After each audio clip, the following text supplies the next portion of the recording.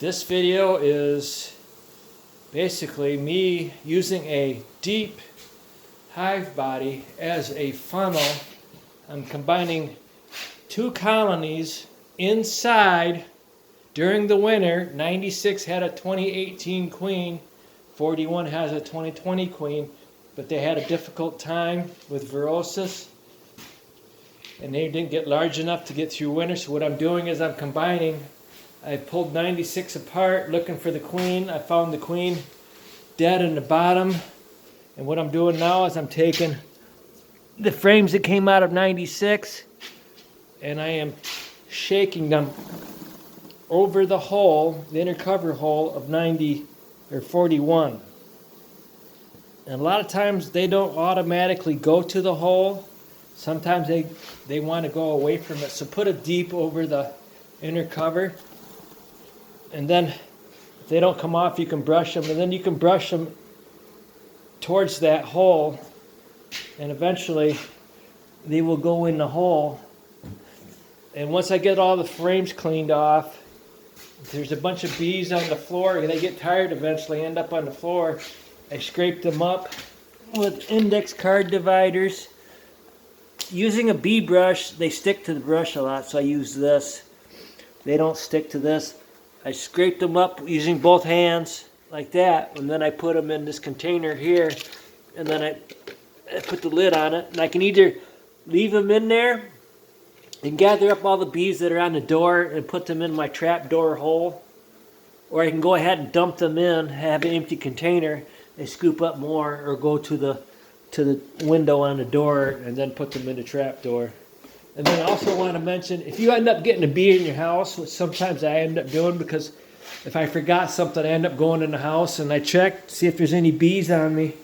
And sometimes I miss them because I don't have eyes in the back of my head. If you get a bee in your house, this Libman dust mop, it's black. For some reason, I think because it looks like a bear, if you make contact with this with a honeybee, they will stick to that long enough where you can gather that bee up, or you can walk towards the door and scoop that bee off that. This right here is like a bee magnet. And I could probably do it in here, but no, I don't normally do it in here. I just do it in the house. And they will stick to that, thinking it's some kind of a bear. But in the house, I use this a lot. So, see, the bees are gathering up in the corners. So you just take and you gently scoot them over towards. So once they get over the hole, they know they have to go in. But if they end up anywhere away from the hole, they don't know. Bees really aren't very bright, or they don't see very well. And you have to help them.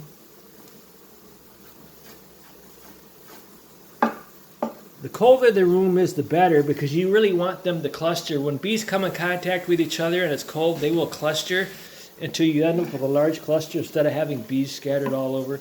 But because it's in the 30s outside right now, and all these hives in here are putting off heat, I can only get the temperature down to about 60, which normally is too high. I'd rather have it colder in here.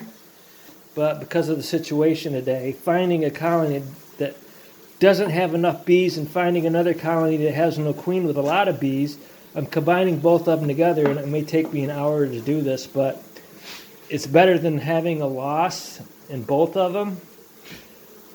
You know, in other words, yes, this small colony that has a queen is not large enough to get through winter. If I don't give them some more bees, they won't restart.